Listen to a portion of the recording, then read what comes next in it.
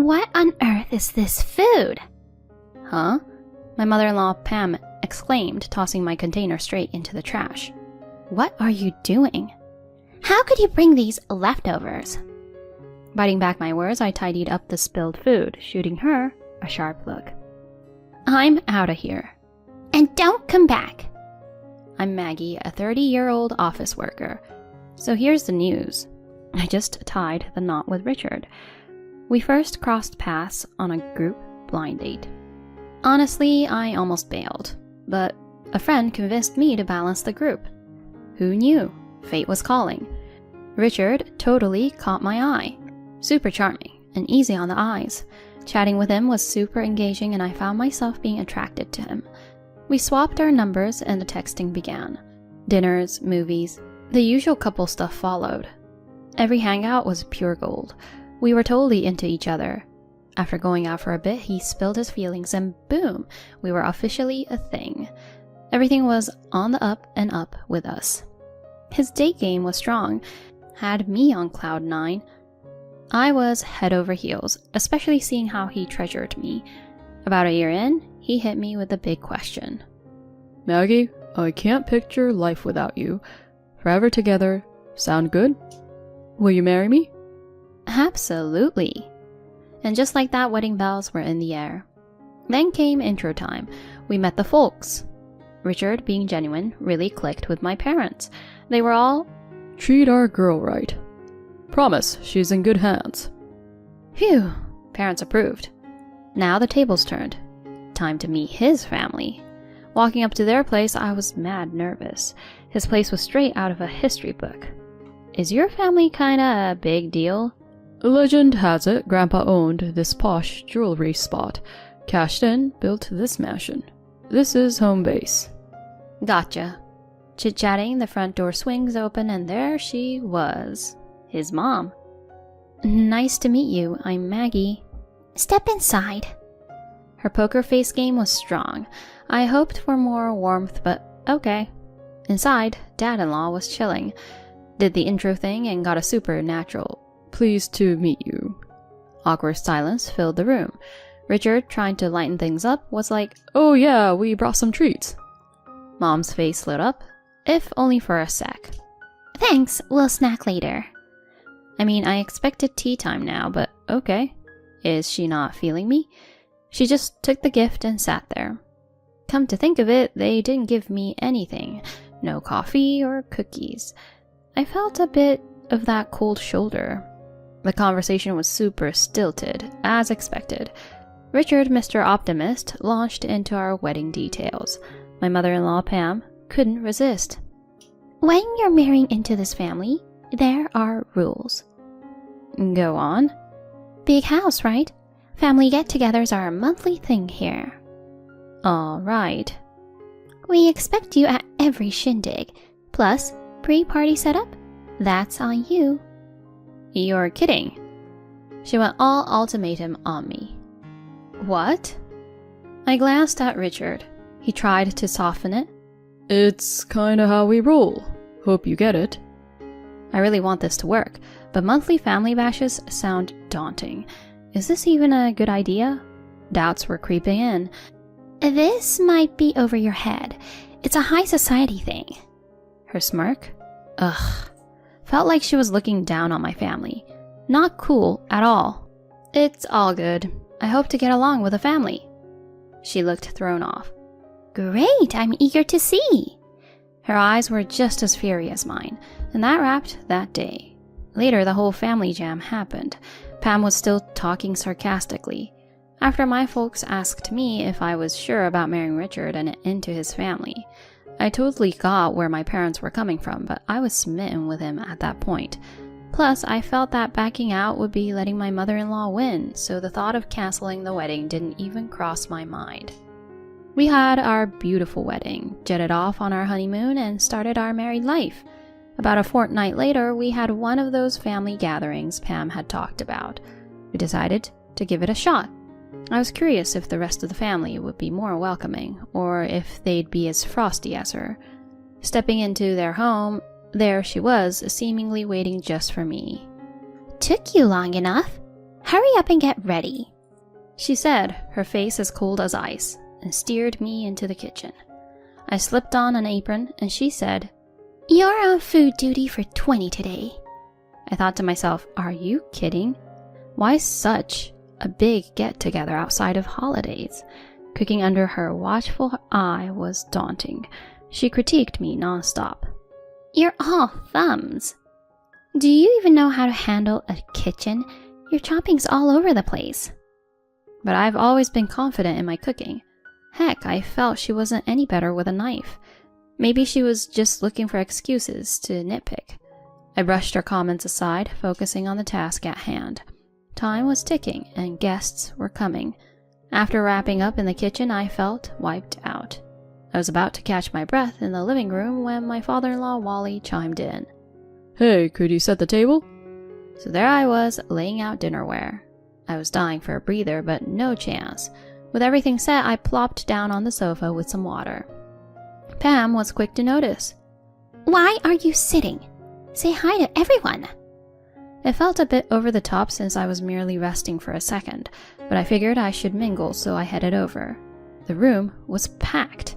I was overwhelmed. About 20 folks, just like she said. Some looked familiar from the wedding.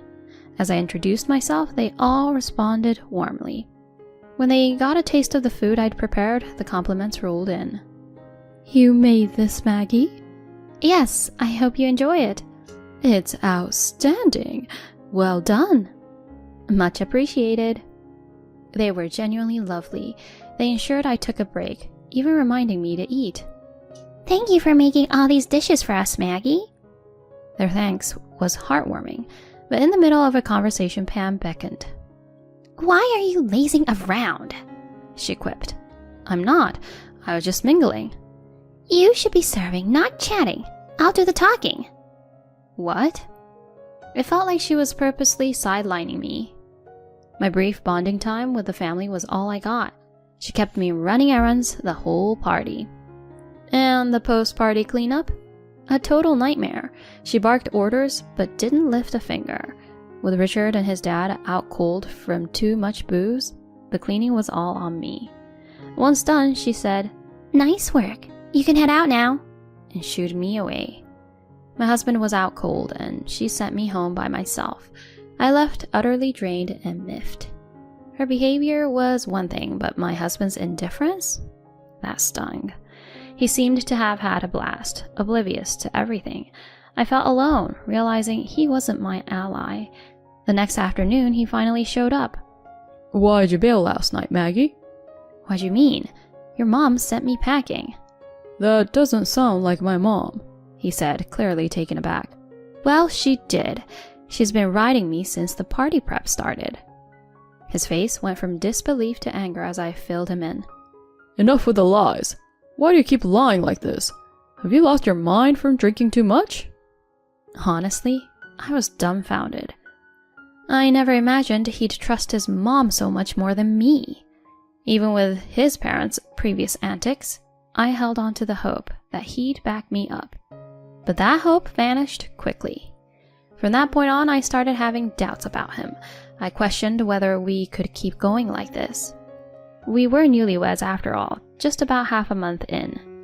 I figured I'd give it a year, if only for the sake of the folks who celebrated with us at the wedding. With that resolution, I kept going with our marriage. He tends to bounce back after blowing up, so thankfully everyday life wasn't like walking on pins and needles. A month later, another gathering at the in-laws loomed. Prepping myself, I made my way there, curious about how many I'd be cooking for this time. I greeted. Good morning, Pam. Come to the kitchen right away. Per usual, she was straight to the point. Donning my apron in the kitchen, I noted fewer ingredients. Asking how many guests to expect, she responded dismissively. 7. Just 7? Got a problem with that? No. I was taken aback. Last time it had been way more, but 7 felt doable. With that mindset, I began. Yet, like clockwork, she found flaws with every move. With fewer attendees, I hoped to actually enjoy the gathering. But the opposite happened. Pam, now able to monitor me more closely, kept me on a tight leash, denying me any downtime. It was draining, even more so than last time. And my husband? He just immersed himself in food and had fun, leaving me to tend for myself. Post-party, the men crashed, and Pam, lounging on the sofa, ordered me to handle the mess. More beat than before, she had me out the door soon after with a snarky, "Strangers can't stay overnight here. Only family can. So you better leave." Honestly, I was ready to leave. Dead tired, I hailed a cab, went home, and crashed. The next day, my husband strolled in, grumbling. You're so selfish. How could you just bail on the family? I was dumbfounded. Your mom literally told me I'm not family and sent me home. But this only made him angrier. Why the lies? I can't believe you'd stoop this low. His words stung. I told myself I couldn't handle another episode like this. A few weeks later, he mentioned a major family gathering. Too much cooking for one morning at my folks. Maggie, they want some dishes prepped in advance. I begrudgingly agreed, thinking it'd just cause more issues if I declined. After a full day of cooking, I packed everything up.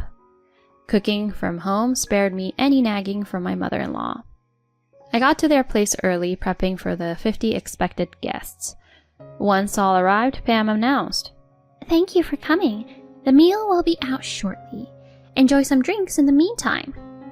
She seemed to revel in playing hostess. She signaled me for the food.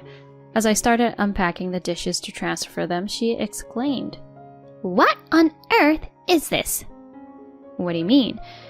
"There's quiche, fried chicken, the dishes you asked for." "Who'd eat such mundane food?" In a shocking move, she tossed my dishes in the trash right in front of everyone. "What are you doing? How could you bring these leftovers?" "I apologize, everyone. My daughter-in-law made a mistake. But don't worry, I've prepared some exquisite appetizers for you all." Turns out she'd planned this humiliation from the start. After I spent hours in the kitchen, she carelessly discarded the food right in front of our family, making me feel small. It was clear she was trying to push me around, aiming to have me in her grasp. How she managed that with such ease is baffling. Without uttering a word, I tidied up and shot her an icy look. "I'm out of here. And don't come back." And just so you know, I want a divorce." My outburst left my in-laws and husband speechless. Their only reaction was a stunned, "What?" Wait a minute, Maggie. How'd you jump to divorce? This wasn't on me. We just celebrated our 3-month anniversary. Imagine the gossip. He complained. Looking back, I should have pulled the plug on this earlier or skipped the wedding altogether. A voice from the crowd said, "Can't you see you're why she's thinking divorce already?" More voices pitched in. "That's right. If he can't stand up for his wife against his own mom's antics, that's just sad." For real? "From day one, Pam has been nothing but nasty to Maggie." And the silent duo, husband and so, are equally bad. The relatives laid into the in-laws, who were visibly shaken. "Hang on, everyone. What's the deal here?" Pam stuttered as relatives began to rise. We can't stomach your antics anymore. Truth be told, these monthly invites are a total drag. We came out of respect for family, but seeing your constant digs at your daughter-in-law? We're done. Another voiced their agreement. "Count our family out too." As the room buzzed with movement and chatter, Pam's distress was clear. "Wait, what do we do?" Choosing to exit with the crowd, I heard my husband's desperate plea. Maggie, I messed up. Please, give me another chance. But a relative's response was swift. Grow up. Where were you when she needed you?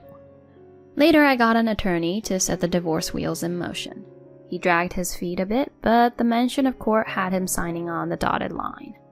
Since that day, it seems the in-laws' invite list has dwindled to none. Word is, Pam's now a shadow of her former self. And my ex? He's become the joke at his office and around town, known as the guy who lost his wife in a flash. Rumor has it, work's not going so well for him. Can't say I'm surprised. Meanwhile, I've settled back with my parents and jumped back into my career. Thank heavens I hung onto that job post-wedding. For now, it's all about work and saving up. I've pressed pause on the whole love scene, but when I'm game to dive back in, I'll be vetting the in-laws for sure.